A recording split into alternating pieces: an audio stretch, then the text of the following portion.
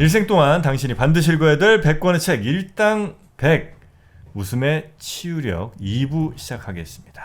자, 오늘은 저희가 특별하게 이승현 누님과 함께 웃음에 대한 이야기 아주 재밌게 원래 이렇게 말씀 재밌게 하는 분인 건 알고 있었습니다만 너무 잘하시는데요 말씀을. 네. 어떻게 수다 떠는 거 좋아해요. 네. 아직까지는 만족하십니까? 너무 좋아해요. 되게 이렇게 더 많이 얘기할 수 있는데 그래? 괜찮아요. 재밌어요.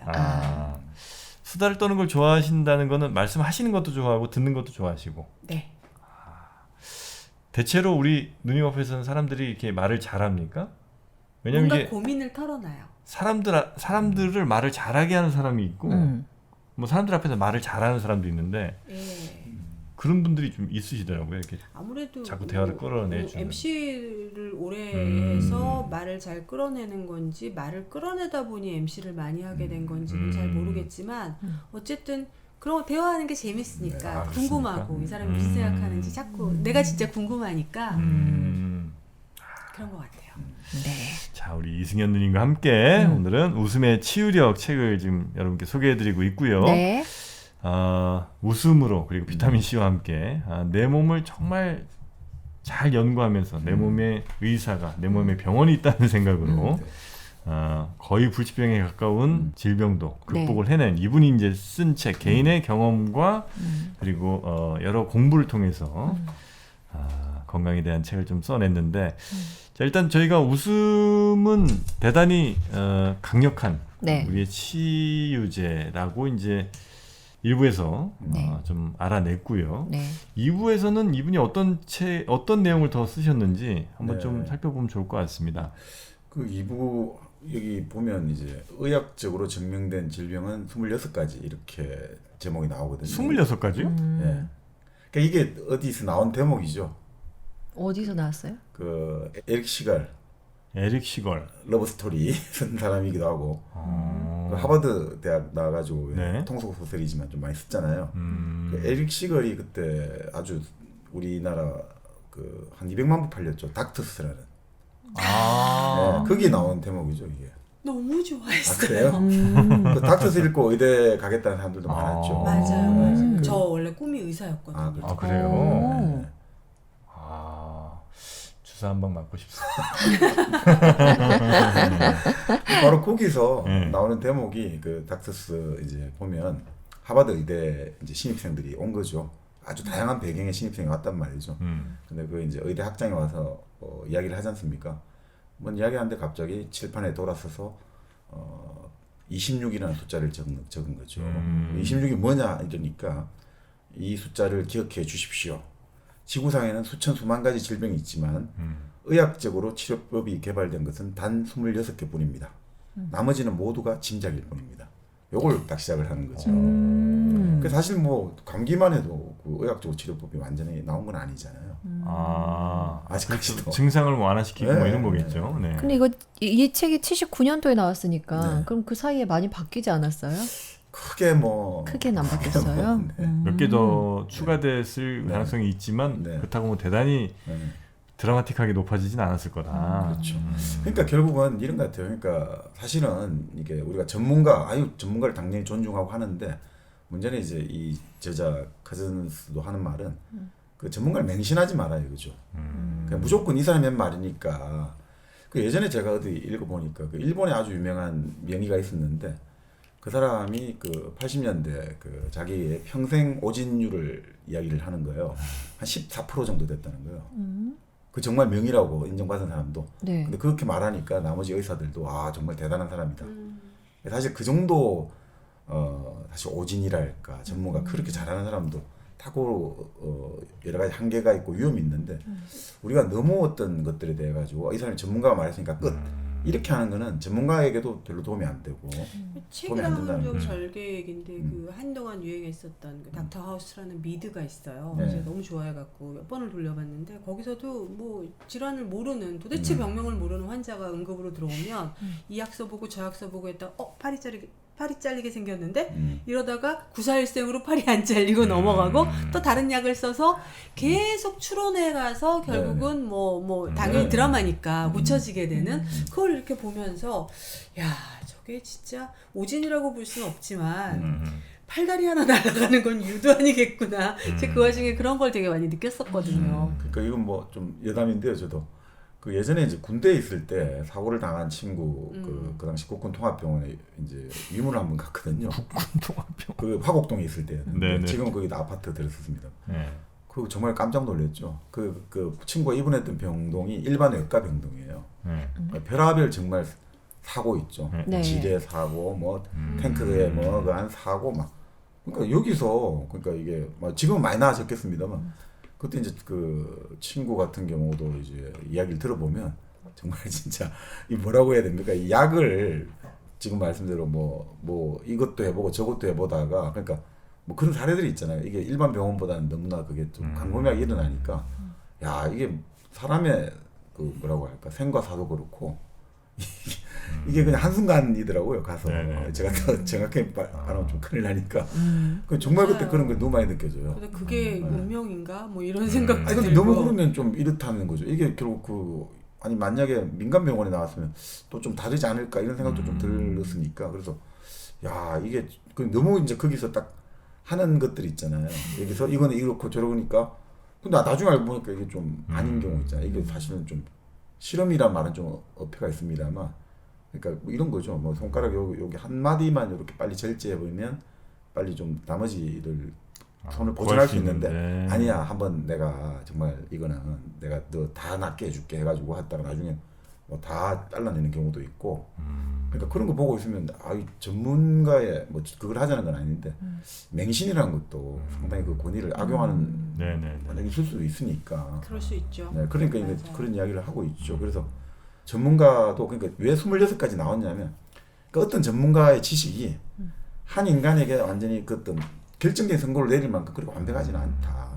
지금 그래봤자 이 정도다 이거죠. 그러니까 너무 그것에 대해서 그렇다고 해서 우리가 뭐 예전에 그 문화혁명 할 때처럼 뭐 전문가들을 다 경시한다 이건 말이 안 되는 건데. 그렇죠. 예, 근데 기본적으로 전문가를 존중을 하되 맹신하지 마라. 뭐 이런 취지로 이제 맞아요. 26가지가 나온 것 같아요. 그래서 사실 비타민 C라는 요 이제 이 노먼 커전스가 채택한 자기만의 그 일종의 뭐라고 할까 의사와의 그 협의 끝에 채택한 요법이죠. 네. 근데 이런 것들을 이제 사례를 제시하고 있는데 여기서도 항상 나오는 게 완벽하게 뭘 한다, 이걸 치료한다 이런 게 아니라 나의 입장에서는 이걸 한번 트라이를 해보겠다는 거거든요. 내 입장에서 해보는 것이고 환자가 네, 환자 입장에서 한번 그리고 그것도 아주 의사와의 어떤 정교한 커뮤니케이션을 통해 가지고 자기 같은 경우는 커전스 같은 경우는 주치의가 아주 좋은 자기 주치의가 오랫동안 자기 몸의 정보를 알고 있고 이러니까 한번 그 동의를 해주는 게 나오거든요. 그러니까 그런 식으로 전문가들에 대한 맹신이란 말로 그러니까 너무 전문가들이 말하는 새로운 기법 그리고 뭔가 새로운 기계 이런데 너무 선호하는 것들도 좀 조심해야 된다 이런 이야기하는 거죠. 그래서 뭐 비타민 C 나왔지만 왜 건강 프로그램 보면 네.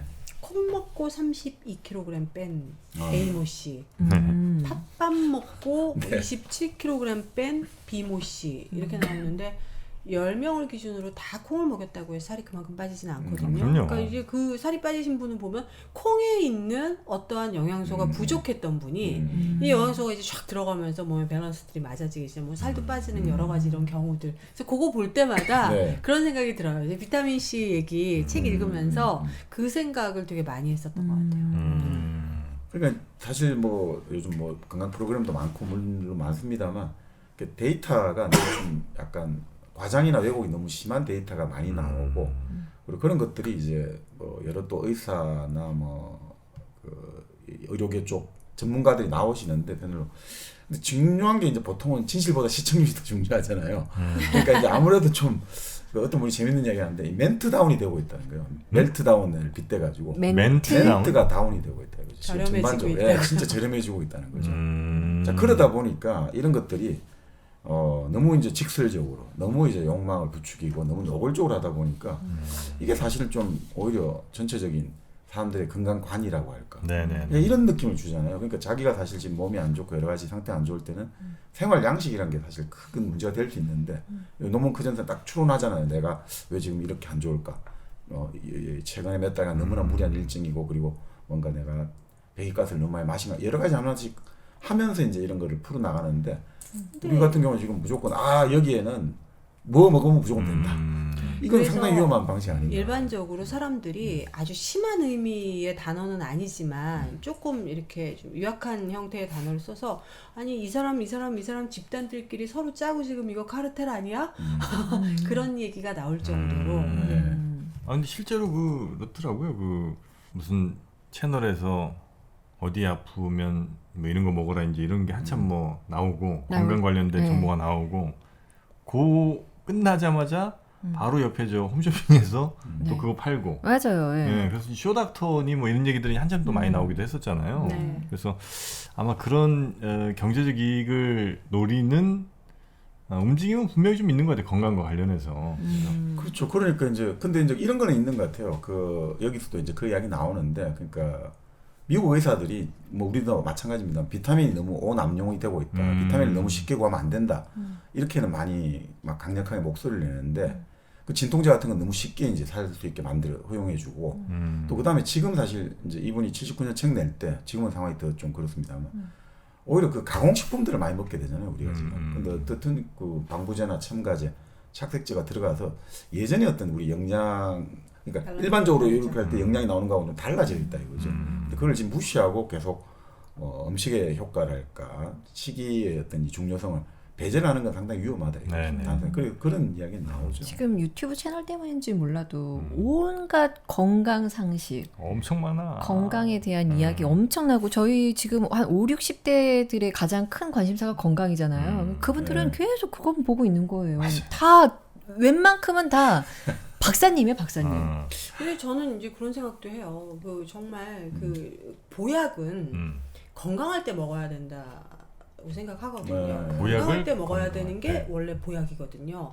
아플 때는 치료약을 먹어야지 보약을 먹어봐야 효과가 없다 그러더라고요. 근데 우리가 이제 건강에 관해서 관심이 생길 때는 몸 컨디션이 어제 같지 않고 왠지 3km를 똑같이 걸었는데 와 오늘은 죽겠고 내가 뭔가 이렇게 약간 까리한 상태에서 훅 들어오는 게 필요하시죠? 이거 드세요. 뭐 이런 문구들이거든요, 사실. 근데 그런 아이들도 사실은 건강할 때 먹어줘야 흡수가 되는데 내가 뭔가 흡수가 잘 안 되거나 뭔가 순환이 막혀 있거나 이제 까리할 때 늘 그런 거에 꽂히고 뭔가 걔가 나를 구원해줄 것 같은 느낌으로 지갑이 열리고 걔를 사서 먹어보고 3일 먹고 에이씨 효과 없어.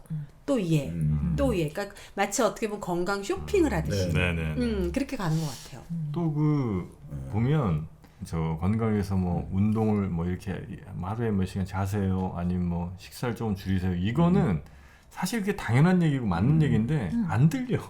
그렇죠. 네, 그건 별로 그쵸. 이렇게 약간 전 보는 거랑 비슷해요. 내가 듣고 싶은 얘기만 쉽게 듣고 싶은 그냥 거죠. 알약 2개 먹으면 살 안 찌게 되는 그런 거에 자꾸 이제 더 그죠. 요즘에 이렇게 그런 거 되게 많이 하잖아요. 마사이족이나 그런 하루 14km를 이동해야 살 수 있는 사람들의 칼로리 소비량과 뉴욕에서 촤잉 앉아가지고 일만 하는 사람의 칼로리량이 왜 같냐고요. 그럼 우리가 운동을 해야 된다는 그 가설이 또 이제 뒤집어지고 요즘에 아주 사이언스예요 진짜. 사이언스는 뭐예요? 과학이죠. 건강은 다이어트도 그렇고 모든 게 정말 어마어마해요.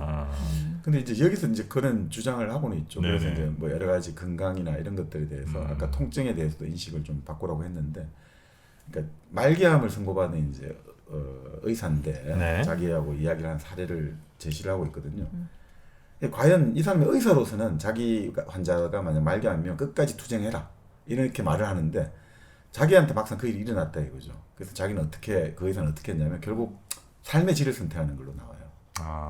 그러니까 이런 여러 가지 그 수술 요법과 항암 요법을 받으면서 자기 삶의 질이 결국 이 당시는 79년이니까 한 1년 정도 남았는데 그걸 끝까지 투쟁으로 바라봐야 되느냐 아니면 그냥 나는 그걸 오히려 치료를 포기하고 오히려 내 삶의 질을 관리하는 시간이 좀 짧아지더라도 그렇죠. 그래서 이게 결국 저자도 그렇게 이야기하는데 그러니까 의사로서는 그 투쟁에 그걸 방점을 두게 되죠. 기본적으로. 근데 사실 또 환자로서의 만약에 이걸 따져다 보면 인생의 질이 더 중요한 거 아니냐 이거죠. 예. 그러니까 과연 이게 내가 지금 여러 가지 수술이든 여러 가지 지금 약제 처방을 통해 가지고 환자의 몸에 큰 고통을 주는 것, 그리고 그것이 이제 이 사람의 어떤 나이랄까 연령이랄까, 그리고 이 사람이 나중에 과연 이제 완전한 회복이랄까 이런 걸 고민을 해보는 거죠. 딜레마인 거죠. 의사로서는 끝까지 투쟁을 해야 되는데 내가 만약 환자라면 나도 과연 이렇게 할 것인가 라는 제가 딜레마가 알던 있다는 지인분 중에 암으로 이제 돌아가신 분이 계신데 그분이 말씀하신 게 아직도 잊혀지질 않아요. 왜냐면 내가 너무너무 사랑하는 딸아이, 아들아이가 미국에서 이제 엄마가 아프니까 온 거예요. 와서 정말 그 엄마에게 웃음을 주고 엄마를 이제 막 간호해주고 뭐 당연히 자기들끼리 2층에 올라가서 야 니네 뭐 시켜 먹어, 치킨을 먹고 막 이제 하하호호 깔깔 떠드는데 내 몸이 너무 아프니까 내 목숨을 바쳐도 좋을 것 같은 아이들이 그 떠드는 소리, 치킨 소리가 싫더래요. 그게 저는 그게 너무너무 인간적인 솔직한 인정하고 싶지 않은 그런 느낌이잖아요 사실. 근데 그거를 내가 느끼는 순간 아 이제 내가 죽을 때가 됐구나 라는 생각을 하셨다고 해요. 어제 그 얘기를 듣고 굉장히 울었었거든요. 근데 그 얘기가 떠나질 않아요. 그래서 제가 맨날 우리 가족들한테도 내가 대신 아파주거나 대신 먹어주거나 대신 화장실 가줄 수 없다면 건강은 각자 도생이다. 알아서 챙겨주는 게 서로를 위해 주는 거다. 이 말을 저는 늘 하거든요. 건강이 아주 안 좋아진 상황까지 가면 정말 그렇게 사랑하던 그 감정이나 이런 것들조차도 약간 바뀔 수도 있겠군요. 그럴 거라고 저는 공감이 되더라고요.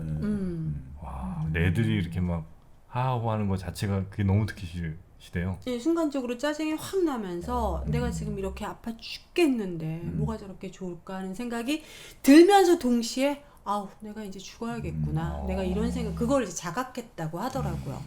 그 말이 잊혀지질 않아요. 저는 진짜. 야, 건강은 진짜 우리 정신을 위해서도 굉장히 우리 육체적 건강이 중요하네요. 그런데 요즘에 그런 생각이 또 들어요. 잠깐. 왜냐하면 우리가 막 건강 이러니까 막 건강을 어떻게든 지키려고 하는 것도 막 욕망 같은 거예요. 거기 집착하는 욕심. 그러니까 건강을 잃는 것도 욕심이고 결국 건강을 지켜가려고 하는 것도 막 욕심이 붙으니까 우리는 영영 제로섬을 늘 못 찾고 그 밸런스가 늘 깨져 있는 상태에서 모르겠어요. 인생이라는 게 늘 이렇게 치우치다가 네네. 나중에 이제 갈 때쯤 되고 나면은 어디가 중간인가 이제 이런 걸 생각하면서 가나? 약간 그런 느낌도 좀 들고. 거의 부처님 되신 거예요. 어머. 어머. 부사님이 되셨어. 사실 근데 건강 이렇게 뭐 건강급을 맹신하고 이런 사람일수록 또 일찍 죽는다는 이야기도 있어요. 그래요? 이게 무슨 소리야? 너무 건강. 아이고. 그러니까 이것만 해야 된다. 이렇게 막 막 화나 있는 사람들이 있다 이거죠. 거기에 현황이 돼갖고. 우체 사출의 이야기인데, 그러니까 건강법을 항상 맹신하는 사람은 원리주의자가 된다는 거죠. 자기가 볼 때 아니 이 좋은 거를 내 주변 사람들은 아니 이 좋은 걸 안 하고 저것들은 맨날 술이나 먹고 담배 피고 밤샘하고 저 생명을 갉아먹는 놈들 이렇게 계속 화를 내면서 주변 사람하고 계속 관계가 끊어진다는 거예요. 외로워지지. 네. 근데 이 재밌는 게 사실 그는 건강법이 이 역설 있잖아요. 아니 그럼 그렇게 저렇게 건강을 잘 실천하는 사람이 그래서 그걸 너무 원리주의로 주장하다가 주변 사람하고 관계가 끊어지면서 오히려 이게 뭐라고 할까 이 자기의 건강에 치명적인 손상이 온 경우가. 아이고. 그래서 사실 그걸로 관련해서 유명한 말이 바로 이제 로세토 효과라는 게 있어요. 뭐예요? 로세토 효과. 네, 로세토 효과. 네. 이게 좀 미국 펜실베니아 로세토였던 것 같은데 그 마을 사람들이 말이에요.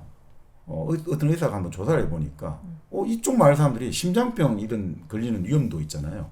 이게 옆 마을 사람이 비교해 보니까 거의 뭐 완전 반도 안 되고 너무 이게 차이가 나는 거예요. 다 비슷한 사람들인데. 그래서 이 사람들이 그러면 이 사람들은 막 아주 건강을 아주 절제를 하고 이렇게 살아가나 생각했거든요. 근데 보니까 이 사람들 먹는 게 맨날 기름진 음식 있죠.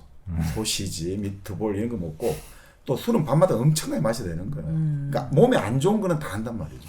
그리고 이 사람들 노동하는 게 이태리 이민자들이 주축인 마을이니까 채석장에서 맨날 돌가루 마시고 그다음에 담배도 막 최악인데? 최악이죠. 필터 없는 담배. 와. 운동 당연히 아무도 하는 사람 없고 그런데도 건강에 좋지 않은 모든 조건 다 갖고 있는데 건강한 거예요. 이게 뭐냐 이거죠. 그러니까 답은 딱 하나인 거죠. 공동체라는 거예요. 여기는 친밀한 공동체. 다 같이 서로가 아껴주고 서로가 이제 다 아는 사람이란 말이죠. 누구 집 아들, 누구 집 이러면서 서로가 친밀하게 해주니까 미국의 다른 말보다 여기가 아주 친밀한 관계를 유지하는 거예요. 그래서 이 집 아들이 다른 집에서 다 또 서로 이제 뭔가 그러니까 다 대가족이 많고 또 서로 간에 인간적인 유대가 있단 말이죠.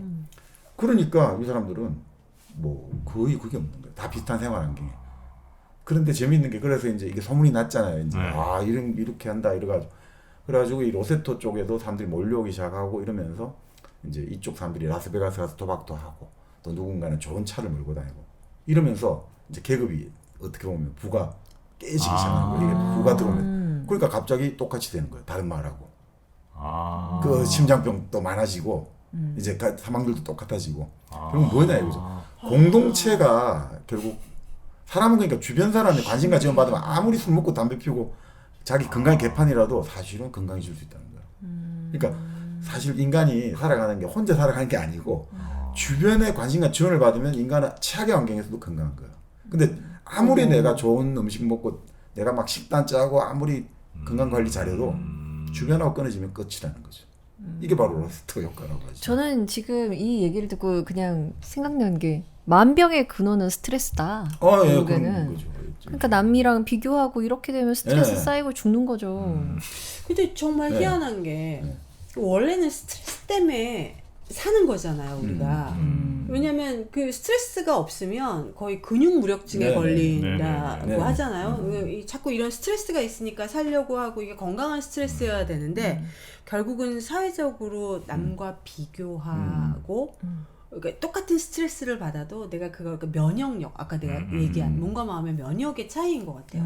어떤 사람은 똑같은 스트레스에 처해 있는데도 나는 뭐 괜찮아. 약간 이렇게 가는데 어떤 사람은 막 난 죽을 것 같아. 이런 것처럼 차이가 있잖아요. 우리가 이제 그거를 뭐 재미나게 요즘에 한창 뭐 MBTI 이런 걸로 뭐 성향 분석하고 막 이런 MBTI를 혹시 저는 INTP로 갑니다. INTP? 네.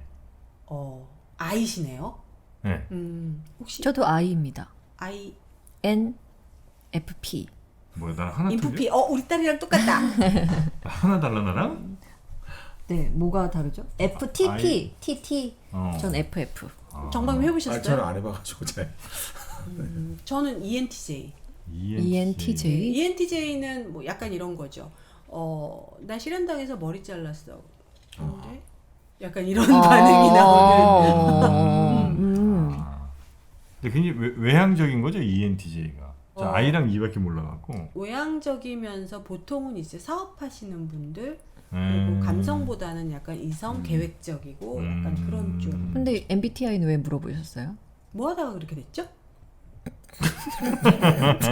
그건 뭐 영원히 저희가 비밀로. 스트레스 얘기하다가 네. 성향 뭐 스트레스 네. 얘기하다가 연영 네. 얘기하다 여기까지 맞죠? 네네네네. 돌려보기 할 뻔했네. 아니, 그 적정한 스트레스야 당연히 이제 우리가 살아가는데 그 이제 필요한 것인데 근데 이런 거겠죠. 그 런던 대학 이건 또 연구 발표인데 미국의 고소득 계층이 암이랄까 이런 게 영국의 저소득 계층보다 더 높다는 거예요. 연구 결과 보니까. 그게 뭐냐 미국 사회가 정말 영국 사회보다 더 생존 경쟁이랄까 인정 욕구랄까 이게 더 치열하니까 그게 결국 뭐냐면 주변의 어떤 이 인격적인 유대라고 할까 이런 게 얻기 힘들기 때문에 이게 상당히 그러니까 사실 인간은 아까 그 우리 레비스트로스 이야기했습니다만 사회적으로 합의한 것들 이게 치료법이 효과가 있다라고 하면 그냥 그대로 우리가 효과를 볼 만큼 사회적 존재라고 했잖아요. 그러니까 가장 중요한 거는 내가 가장 원하는 게 내 생명이고 내 생명력이잖아요. 그 내 생명력을 내가 얻는 게 아니고 내 옆에 사람이 내한테 주는 거예요. 그 사람이 나한테 주지 않으면 나는 그걸 내가 얻으려고 하는 걸 얻을 수가 없는 거예요.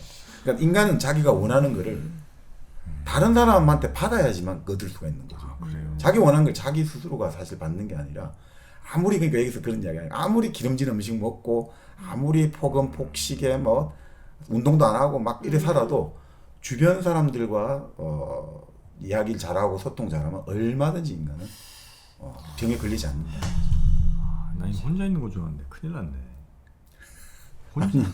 아니 혼자 있어도 많은 분들이 댓글로 또 사랑을 보내주시니까 이건 도움 안 될 것 같은데요, 이 댓글. 도움 됩니까? 아니 좋은 댓글 도움 되죠. 아 그래요? 네. 아니 당신에 대해서 나는 관심을 가지고 있고 지지를 해주고 있다. 아 그런 걸로. 그게 결국 인간은 내가 꼭 옆에 사람이 아니라도 눈에 보이지 않더라도 누군가가 나에게 이런 나를 지켜보는 사람이 있구나. 그렇습니까? 그러면 우리가 생에 이제 에너지를 얻는 거죠. 저는 그 MBTI 말씀하실 때 이게 결국에는 나를 설명하는 가장 간결하고 가장 쉬운 방법 같은 거예요. 그러니까 보통 이렇게 사회에서 공동체 생활을 하면은 그냥 사람을 이해하는 그런 과정들이 있는 거잖아요. 근데 INFP 이러면은 그냥 그 단어로 아, 너 그런 애구나 하고 그냥 이해하고 끝. 이런 거. 그래도 혈액형보다는 많이 세분화돼 있어서. 그렇지. 혈액형보다는 낫죠. 그냥 뭐 그 네 가지 덜렁으로 우리가 그냥 그래 넌 뭐 B니까 O니까 A니까라는 것보다 얼마나 그래도 좀 다양해야 되지 않나요? 조합이 몇 개죠 위에? 16개. 16개. 16개니까 굉장히 좀 다양해지긴 했네. 그나마. 다양해지는 거. 그것도 사회적 합의네요. 네. 그렇죠. 우리를 네. 나는 일단 요 정도 데이터를 주겠다 서로 네. 첫 만남에서 이 정도 데이터를 주면 대충 단정 지으면서 이제 이해도 하는 거죠. 예. 틀에 딱 가두면서 넌 그러니까라고 또 이해도 해주고. 혈액형 시절에는 AB형이 제일 불쌍했어. 무슨 형이죠? 저는 O형이죠. 아우. O형이 제일 불쌍하죠. 교통사고 나면 O형만 죽어요. 피다 뽑혀서. 다 줄 수 있어. 아니 AB형 애들은 그 편견이 너무 심해갖고 네, 맞아요. 약간 좀 뭐 좀 천재 아니면 바보다. 네. 뭐 이런 네. 말도 있었잖아요. 근데 천재인 경우는 거의 없으니까. 성격 삐딱하면 너 AB형이지. 맨날 A형. 이랬겠죠. MBTI로 바뀐 게 아마 그분들은 대단히 좀 좋은 일이 아닌가 생각이 좀 듭니다. 네. 그 자기 치유력이 이 책의 거의 뭐 마지막 챕터까지 있던데 네. 자기 치유력에 대해서는 어떻게 의학적으로도 좀 검증이 좀 된 건가 모르겠어요. 아니 뭐 여기서는 이제 79년에 나온 책인데 여기서 자기 치유를 강조했던 이유가 그 당시 이제 약이랄까 뭐 지금도 마찬가지입니다. 약이 이제 결국 약이라는 건 항상 여기서 그런 설명하죠. 우리가 보통 약이라고 할 때 우리가 아프다 이러면 약이 가가지고 병의 원인을 그냥 창으로 탁 찔러가지고 없앤다 이런 생각하는데 세균 죽이고. 네, 근데 그 약은 사실은 네. 왜 다들 독의 성격을 갖고 있냐면 그냥 고슴도치의 그 한마디로 말하면 창과 같은 거다 이거죠. 바늘같이 들어가면 그 약은 거기만 가는 게 아니라 요즘은 표적 뭐 여러 가지 약이 나옵니다만 약이 들어가면 일단 모든 데 다 돌아다니면서 하니까 사실은 다른 건강한 세포랄까 이런 데도 영향을 준다는 거죠. 네. 그래서 약이라는 거는 기본적으로 좀 조심을 해야 된다. 그 당시 근데 이게 강했던 거죠. 약에 대한 믿음들. 그래서 그렇게 나오는 거죠. 그 탈리도마이드라고 일종의 진통제 수면제로 네. 독일 회사였죠. 임산부들이 먹었나요? 하여튼 그 괜찮다 해 먹었는데 그거 먹고 나서 그 아이들이 무지증, 사지가 손발이 짧아지거나 손발이 없이 태어나는 이제 입덧을 좀 그렇죠. 덜하게 해주는 그런 그런 이야기였죠. 그거 그럼 그러니까 약을 잃어먹으면 큰일 난다 이거죠. 제가 엉뚱한 생각을 하는 거를 네. 너무너무 좋아해서 가끔 이제 그 생각을 하게 된 거예요. 왜 중2병이 생겼을까? 중2병? 네. 왜 중학교 2학년 학생들은 갑자기 또라이가 되는가? 왜 소통이 불가가 되는가? 이게 갑자기 너무 궁금한 거예요. 그래서 이제 답이 좀 나왔습니까? 뭐 이건 저 혼자만의 네. 피셜이라 네. 사실 그렇진 않은데 네. 가만히 보니까 요즘 아이들이 스마트폰을 너무 많이 하잖아요. 네. 그리고 책상에 앉아서 공부할 때 항상 자세가 삐뚤어져 있거든요. 네. 그러면 그 중추에 그 미주신경이 지나가는 그 등 있잖아요. 등에 거기가 이제 척수액이 왔다 갔다 하고 이게 잘 왔다 갔다 해야 되는데 애들이 이게 등이 점점 굳고 자세가 이렇게 되면서 가장 아이에서 몸이 훌쩍 자라는 때가 고지음인데 이게 어떻게 보면 소통의 창고라고 하는 감정을 관장하는 그 미주신경의 어떤 그 소통이 얘네들이 막히면서 그래서 얘네들이 갑자기 중2쯤 되면은 등이 심하게 굽으면서 자세가 삐뚤어지면서 중2병이 생겼나?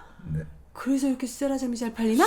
이런 생각을 어느 날 갑자기 제가 굉장히 좋아하거든요. 네. 생활재물 등은 제2의 뇌다 뭐 이러면서 아. 그런 피셜을 한번 가져보게 되더라고요. 중2병은 저는 이제 좀 다르게 봅니다. 또 과학적으로 가죠. 저는 이제 중2쯤 됐을 때가 딱 2차 성징.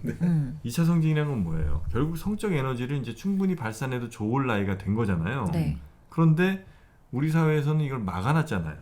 못하게 해놨잖아. 네.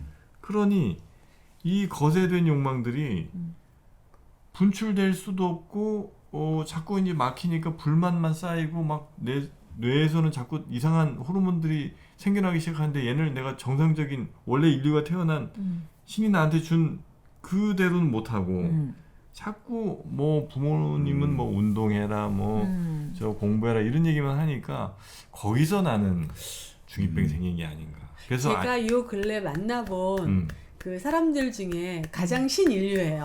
그래요? 네.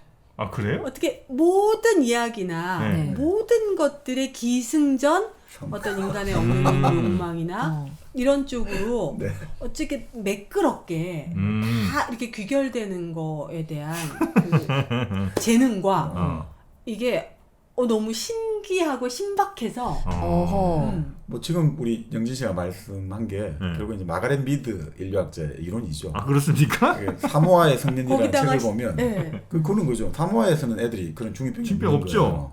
왜냐하면 고날 때 그때는 결혼하죠. 그때부터 이제 자유롭게 이런 여러 가지 연애랄까 이런 그래. 그런 규제가 없으니까 네. 그래서 그렇다. 뭐 그 물론 반문론도 있습니다만 그런 것들이 결국 이제 2차 성징이 되고 욕망이 시작될 때 그게 너무 이제 우리는 억눌려져서 억눌려져 가지고 애들이 그런 것들이 자기도 표현하지 못하는 뭔가 이걸로 튀어나온 거 이 아니에요. 세라짐으로 해결 안 된다니까 이거는. 근데 이제 또 다른 반론이 있습니다. 그게 뭐냐면 네. 결국 왜 이제 사람들이 성에 대해서 그런 금기를 두냐 이거죠. 어떻게 어린아이들에 대해서. 아 금기를 왜 두느냐? 왜냐면 우리가 항상 그렇잖아요. 그러니까 아동도 좋고 그 아동이 성행위의 주체가 되고 또 아동이 성행위 대상이 되어서는 안 된다는 그건 아주 완강한 우리가 법적으로 도덕적으로 딱 돼 있잖아요. 그 왜 그러냐 이거죠. 그런 거를 다르게 바라보면 그것이 너무 일찍 이제 성에 노출되면 성숙을 방해한다는 거죠. 성숙을 인간으로의 성숙을. 근데 인간으로서의 성숙이라는 게 우리가 결국 목표인데 인간으로 성숙한다는 것은 우리가 똑똑해지고 이런 게 아니고 그 말이 이런 거죠. 성에 대해서 이제 접촉해도 괜찮아지는 게 성숙해지는 거거든요. 이제 성 경험을 가지도 뭐 성을 해도 뭐 그거 한다고 갑자기 흔들리고 이런 게 아니라 괜찮아지는 그게 성숙해지는 거예요. 근데 어릴 때 그게 목적인데 어린아이를 처음부터 해버리면 이건 성숙할 수가 없다. 그러면 인간이 이제 또 궁금증이 인간이라는 건 보통 이제 완전체라고 얘기하잖아요. 그러면 항상 그 정신적인 것과 그 아까 말씀하신 성숙과 그 2차 성징이 돌아오는 육체적 성숙이 이게 항상 밸런스가 좀 맞아줘야 되는데 왜 그 밸런스가 안 맞는 거죠? 몸이 먼저 크는 거잖아요. 어찌 보면. 몸이 먼저 큰다고요? 그거 일단 하드웨어가 먼저 우리가 소프트웨어보다는 하드웨어가 먼저 들어가야 되잖아요. 저는 이제 이렇게 봐요. 신기하다. 몸은 정상적으로 자라나고 있어요. 정신은 원래 그 나이에 맞게 자랐었어요. 예전에는. 그러니까 우리 예전에 조선시대 때는 15, 16 다 결혼했잖아요. 관리를 올리죠. 맞습니다. 네. 그런데 사회가 점점 뭐 자본주의가 됐든 뭐 이런 뭐 현대화가 됐든 이렇게 되면서 아이들을 점점 적절할 때 육체에 맞는 정신을 가질 수 없도록 만들고 그 원래 한 뭐 조선시대 때는 그 나이 때쯤 되면 내가 먹고 살아야 될 것들을 내가 스스로 이제 찾아야 되고 내 삶에 책임을 져야 되고 이런 이제 당연히 정신적인 성숙까지도 바랬었는데 이제는 오로지 그냥 수학의 정석과 맨투맨으로 영어 수학 공부만 해야 되고 어른이 되지 못하게 그러니까 정서적으로 정신적으로 어른이 되지 못하게 만드니까 아이들이 그런 불균형이 생기는 거죠. 그럼 어찌 보면 그런 사회의 도덕이나 관념이나 어떤 이러한 틀들이 이 공동체로 이런 것들이 오히려 지금 우리 아이들이나 이런 그 적절한 건강이나 이런 것들을 저해하고 방해하고 있는 있다는 거죠. 이야기가 되네요. 그렇죠. 그러니까 우리에게 반드시 필요한 살아가면서 필요한 뭐 이런 지식 같은 것들은 한 초등학교 나이 때 이미 다 배웠어야 되고 이미 사실은 배우기도 했고 사실은 그 아이들은 많은 걸 알고 태어나긴 하는 것 그렇기도 같아요. 하고요. 그래서 더 이상은 사실 애들한테 뭘 더 주입해서 가르칠 필요가 없는데도 불구하고 뭘 자꾸 가르치죠. 그래야 된다고 생각들을 하니까 애들을 20몇 살까지 계속 그렇게 뭘 가둬놓고 가둬놓고 뭘 자꾸 집어넣잖아요. 그러니까 애들이 제대로 된 어른으로서 내 육체의 나이에 맞는 어른으로서 성장을 못한다는 거죠. 정프로 그렇게 봅니다. 그 말씀은 아주 일리가 있는 것 같습니다. 아, 또 일리 있어. 일리 있네요. 일리 있어. 그게 결국은 상품 경제, 산업 경제의 전략이거든요. 왜냐하면 사람들을 유치하게 만들어 놓을수록 물건 팔긴 더 좋잖아요. 성숙한 사람이 될수록 네네. 물건을 잘 그렇게 무슨 말 듣고 바로 사고 이러진 않거든요. 맞아요. 유치하게 만들어야지. 자꾸 유치하게 너 환상을 심어주고 유치하게 만들어놔야지. 예를 들어 뭐 여러 가지 물건 팔아먹고 서비스 팔아먹기는 좋으니까 사실은 지금 성숙을 방해하는 게 그러니까 아이들한테 그런 식으로 그러니까 그게 맞춰가지고 이렇게 하는 게 아니라 계속 성숙을 방해하고 지연하고 이렇게 할수록 사실 그러네요. 팔아먹기도 좋죠. 그게 예전에 네. 하다못해 한 100년 전에 독립운동가들 보면 무슨 장군 뭐 어떤 열사 이런 분들이 돌아가신 나이 보면 24 막 이래요. 그렇죠. 이미 몇 년 동안 저 독립운동 하신 분인데도 그러니까 한 17, 18에 이미 자신의 삶을 독립운동이라고 이렇게 정하시고 가신 거잖아요. 맞아. 그러니 그 나이 때 이미 17, 18이면 다 어른이 사회적으로도 어른인 거고. 근데 지금은 17, 18이면 뭐 야, 쟤가 뭐 애기라고 생각을 하니까 지금 30대 초반도 어리다고 생각하죠. 그러니까 네. 점점 애들은 진짜 중요한 말씀을 하는 것 같은 게 태어나서 이걸 내가 어떻게 알고 있지? 이런 생각을 어떻게 하지? 하고 지냈던 어린 시절들이 분명히 있었던 것 같아요. 근데 그게 자라나고 사회생활을 하고 일을 하고 이러면서 아는 거는 많아지는 것 같은데 진짜 중요한 것들을 뭘 자꾸 까먹어. 근데 이제 50이 넘어서 이제 그때 내가 알았던 것들을 다시 기억해내고 찾는 작업인 것 같은 거예요. 약간. 그러니까 지금 우리 정포로 말씀하고 네네. 보면 정말 그렇죠. 어쨌든 근대 이전의 사회들 아니면 뭐 그 근대적인 어떤 이런 논리들이 들어오기 전에 그 매연 윤봉길 네. 선생 같은 경우는 8살에 결단 내리거든요. 학교를 그만둔단 말이죠. 8살이야. 나는 학교 안 다니고 외놈이 학교 안 다니고 그렇게 결단을 내려요. 8살에. 그러니까 얘네들은 놔두면 다 할 줄 아는 것들이었어. 여기 계신 세 분은 네. 자기 스스로 결단을 내리고 계속 살아오신 분들이신 것 같아요. 제가 느끼기 어때요? 어렸을 때도 제가요? 결단을 내리지 않으셨어요? 좀 스스로? 뭐 아니요. 정확한 기억은 아닌데 음. 뭐 막 따라다니는 건 별로 안 좋아했던 것 같긴 해요. 그랬을 것 같고 당연히 단체 생활을 잘 못하고 남들이 하라 그러는 거 잘 못하는 스타일. 정보님도 그러시지 않으셨어요? 본의 아니게 참. 저는 스스로 결단을 내리는 능력이 요즘 아이들한테는 없다고 생각하거든요. 다 부모님들이 결정해주고 그거를 뭐 그게 대학생 때 원자가 되고 있으니까 더 그렇겠죠. 그래서 제가 제 딸한테 그거를 해서 둘이 사이가 좋아요. 뭘요? 네 알아서 해라. 네, 스스로. 스스로 결단하고 스스로 판단하고. 그래서 우리 아이가 가장 믿는 건 엄마 말과 유튜브. 유튜브로 믿어요? 유튜브는 검열해라. 제가 이제 그렇게 얘기하고 있고 그렇게 잘 자라나고 있어요. 어쨌든 나름대로. 근데 그 따님이 네. 뭐 예를 들어 15, 16 요 나이 때 남자친구를 만나요. 네. 괜찮습니까? 저는 지금부터 얘기해줘요. 피임은 필수다. 오. 그것만 저는 늘 음. 언제건 어디서건 네 나이가 뭐 어리건 적건 어떻게든 너한테 찾아올 경험들이 생길 텐데 그럼에도 불구하고 건강하게 연애하고 다 좋다. 딱 하나 책임질 수 있을 때까지 피임만 생각해라. 그래서 만약에 남자친구가 널 너무 사랑하니까 널 갖고 싶어. 잠깐만. 꺼내라. 엄마가 준비해주겠다. 와. 그래서 그걸 보고 도망을 가도 할 수 없다. 그거는 널 정말 사랑하는 게 아니다라고 지금부터 얘기해줘요. 저는. 정말로. 왜냐면 예전에 제가 이제 그 뭐 면모 뭐 친구들 만나고 이랬을 때 제가 정말로 놀랬었던 게 추산이 아니라 경산부들이 있었어요. 처음 미혼모 시설에 갔다가 두 번째 다시 미혼모 시설에 들어온 거죠. 제가 몇 년 후에 갔더니 그 친구가 또 있는 거예요. 너! 이랬더니 이러길래 또 그 녀석! 그랬더니 이게 이제 타고 들어가 보면 이제 아버지하고 약간 갈등이 있었던 친구들, 뭐 사랑이 이제 뭐 심리학적으로 뭐 저런 되게 많은데 결론적으로 이제 그런 것들을 보면서 대책 뭐 여러 가지 뭐 사회 문제도 많겠지만 가장 중요한 건 피임이다. 그래서 정말 한때는 저희 몰매 맞을 뻔했어요. 누구한테요? 사람들 학부모들한테 초등학교에도 있어야 한다. 이 피임 도구가 도구를 이렇게 할 수 있는 게 근데 지하철에 있대요.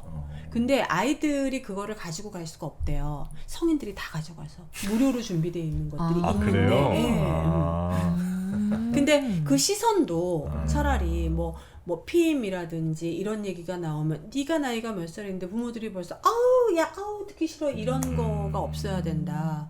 그래서 요즘에는 부모들이 뭐 4-5명씩 이렇게 짝을 지어서 성교육 선생님 따로 해서 근데 요즘엔 성교육 선생님이 뭐 정자난자가 만나서 아기가 생겨요가 아니고 디지털 문화가 시작됐기 때문에 뭐 도찰이라든지 셀카라든지 그런 걸 그리고 2차 성징이 왔을 때 남녀 간의 서로 애티튜드라든지 이런 것들을 통합적으로 사실은 학교에서 가르쳐줘야 되는 것들을 우리가 일반적으로 다른 선생님을 섭외해서 가르쳐줘야 되는 시대가 와버린 거예요.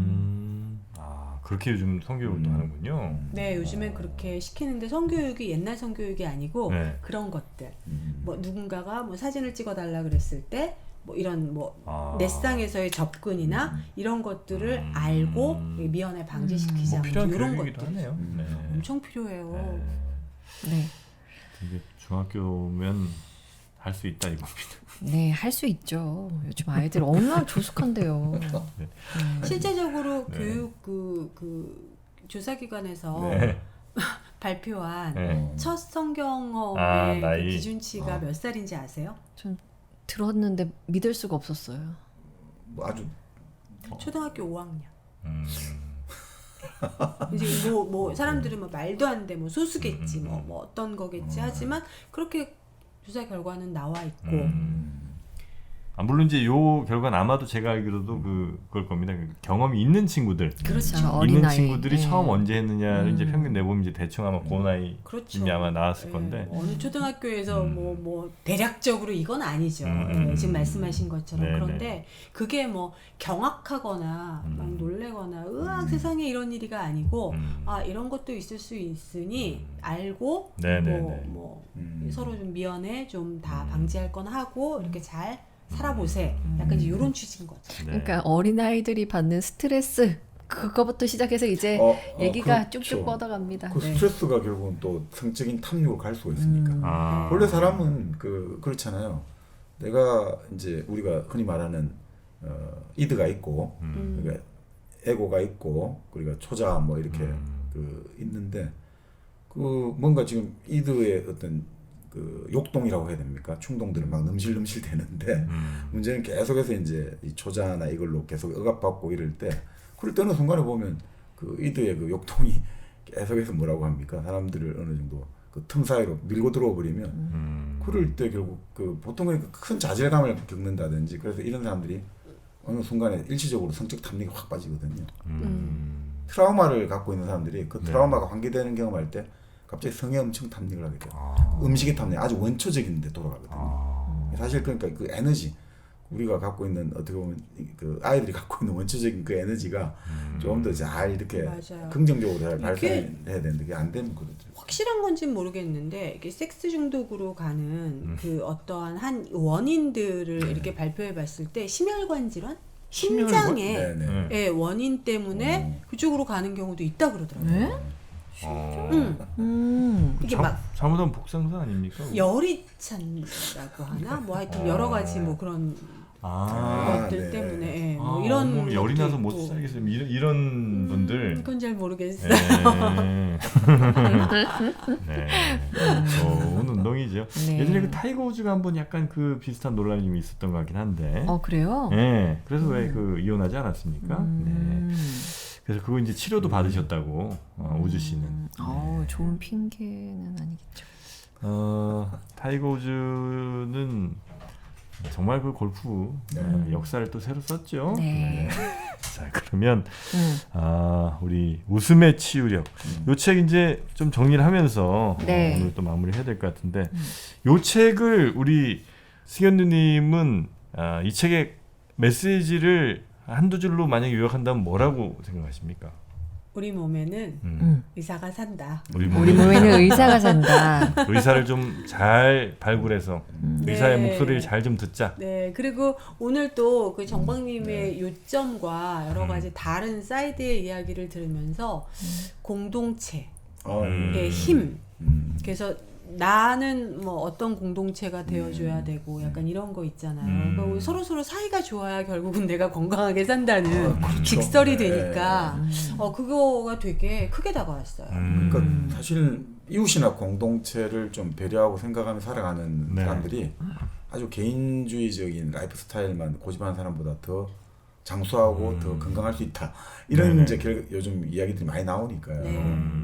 뭐 그런 이야기도 그런 걸 하려면 좀 어쨌든 우리가 도시에 살면서 그러기는 쉽지가 않잖아요.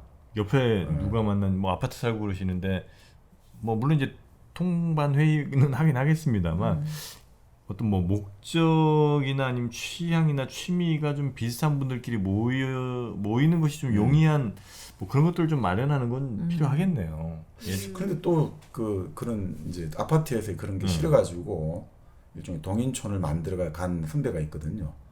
그럼 널널하단 말이죠. 각 집마다 한 200~300평씩 그 토지를 불어받아가 집을 짓는데 문제 싸움이 장난이 아니라. 왜요? 오히려 나무까지 조금만 넘어와도 서로 난리 나고 뭐 우리 땅에 왜 당신 이 배추 심으냐부터 더 싸움이 더 많이 나는데 더 소유에 대한 욕망이 더 심해지는 그럴 수도 있을 것 같아요. 근데 저희 아파트는 되게 신기해요. 네. 모든 사람이 엘리베이터를 타면 인사를 꼭 하고요. 그리고 뭐 손소독제 네. 혹은 뭐 이제 엘리베이터 안에 모기들이 여러 명 있잖아요. 누군가가 파리채를 꽂아놓고 그리고 저는 심지어 이사 와서 떡도 돌렸고요.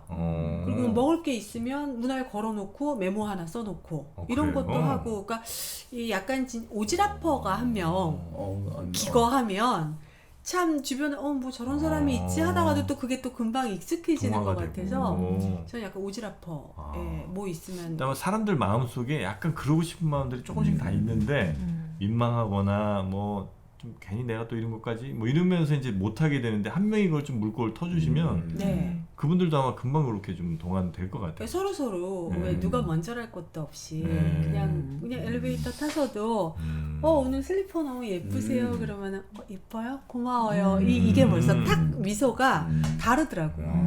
달란 얘기인가? 이제 이런 생각을 달란 하면 얘기인가? 그러면 안 된다는 거. 싸 보였나? 약간 이런. 근데 사실 진짜 그게 가장 좋은 건강법이겠네요. 이 책과 여러 가지 지지를 보면 결국 그렇게 주변 사람들에게 이제 배려를 해주고 그러면 그 사람들 입장에서는 당연히 이게 내가 지금 살아있다는 걸 느끼게 되는 것이고 또 마찬가지로 사실은 말씀하신 것처럼 정말 그 포인트는 저는 그 합리적인 이기주의를 되게 좋아하거든요. 근데 결국은 그게 저주차고 하는 거거든요. 내 기분 좋아지고 내 건강 좋아지고 근데 그게 다른 사람도 좋게 할 수 있다면 이게 바로 일타쌍피인 거잖아요. 제가 굉장히 좋아하거든요. 일타쌍피. 일타쌍피. 이게 좀 하셨을까요? 이거 집에서. 네. 이거지 요거는 못합니다.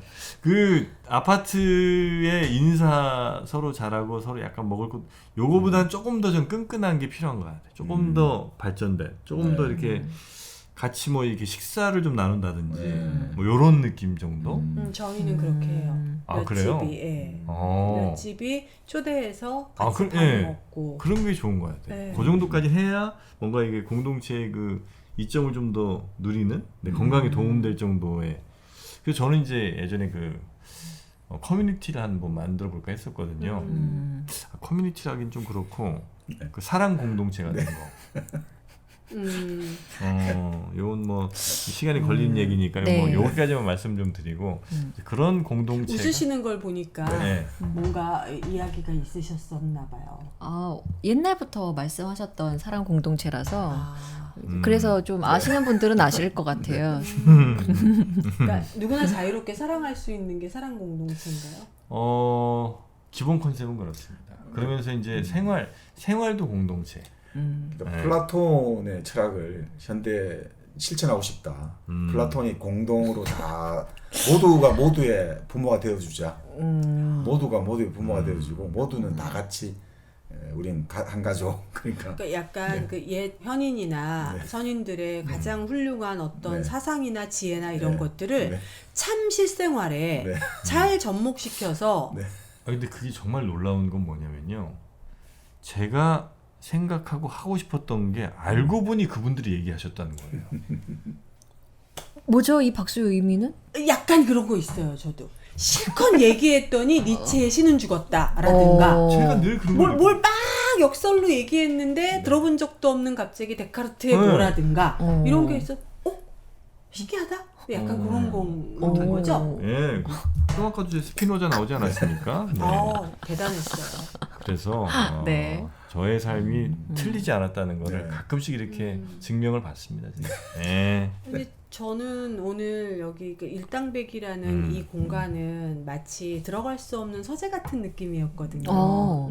근데 그 서재에 들어가서 막 마음껏 책 보고 뭐 얇고 그 짧은 네. 제 어떤 그 피셜들 저의 이야기들로 막 이렇게 섞어서 얘기하는 이게 너무 좋았어요. 이게 방송이라는 느낌이 안 들고 또 어떤 댓글들을 달아주실지 제가 잠깐 유튜브라는 걸 망각하고 혹시 경솔한 얘기를 한 적은 없었나 잠시 돌아보며 그래도 좀 예쁜 글들을 네네네. 달아주십사 아유, 알겠습니다. 부탁드리고 싶은 네. 예. 그리고 같이 사시는 그 아파트 주민분들과 함께 하시라고 네. 저희가 1kg 커피 한 박스를 보내드리겠습니다. 너무 감사합니다. 네. 먹어보고 싶어요. 1kg 커피 한번 드셔보시면 네. 또 다른 커피는 뭐 생각이 안 나실 겁니다. 네. 1kg 커피. 알겠습니다. 1kg 커피. 근데 왜 1kg 커피죠?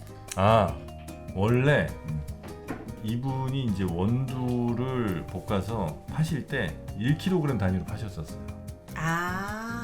하루에 1kg씩 먹으라는 게 아니고 포장 단위가 1kg. 킬로그램이었군요. 네, 1kg. 저는 킬로미터로 들었어요. 1km. 한 잔 먹고 1kg 이렇게. 왜 1kg씩? 네.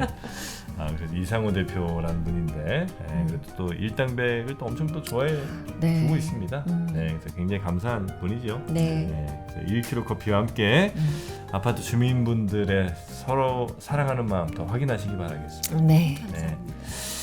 자, 오늘 저희가 웃음의 치유학이라는 웃음의 치유력이라는 노먼 커슨즈의 책 우리 승현 누님께서 네. 추천을 해주셔서 함께 좀 가볍게 읽어봤고요. 네. 이렇게 한번 주변에서 근데 혹시 일당백 보는 분은 많이 못 보셨죠? 네. 이 문제야. 근데 연예인 분들이 많이 보신다고 전 들었는데 서로 얘기를 안 해 근데. 왜 얘기를 안 하실까? 무슨 전조직도 아니고 서로. 그런데 네. 참 신기한 건 정박님과 정프로님은 네. 되게 유명하시더라고요. 그렇습니까? 네. 각자의 왜 분야에서 그렇지? 빛나니까 그렇죠. 그러신 것 같아요. 네. 그리고 또 이 프로그램 안에서 네. 너무 사랑받고 계신 거 감사합니다. 받고. 아유, 네. 고맙습니다. 자, 그럼 오늘은 웃음의 치유력 우리 승현 누님의 추천을 한번 여러분과 함께 해봤고요. 네. 오늘 제가 여기서 혹시 뭐 네. 실수를 했다거나 뭐 실수한 거 하나 있어요. 뭐죠? 있을까요? 구독과 좋아요라고 안 하셔가지고 빨리 한마디 하세요. 구독과 좋아요는 너무 당연한 거 아닌가요? 예. 네. 제가 또 정말 인연으로 나왔기 때문에 한 분이라도 더 음. 구독과 아유. 좋아요를 눌러주시기를 네네. 부탁드리겠습니다. 너무 고맙습니다. 자, 오늘 승현 누님과 함께한 일당백 오늘 여기서 마무리 하고요. 네. 정말 오늘 함께 해주셔서 그리고 저희 일당백을 또 평소에도 자주 사랑해 주셔서 네. 다시 한번 감사하다는 말씀을 또 드리겠습니다. 너무너무 즐거웠습니다. 네. 진짜. 함께 해주신 우리 이승현 누님 대단히 고맙습니다. 감사합니다. 네, 즐거웠습니다. 네.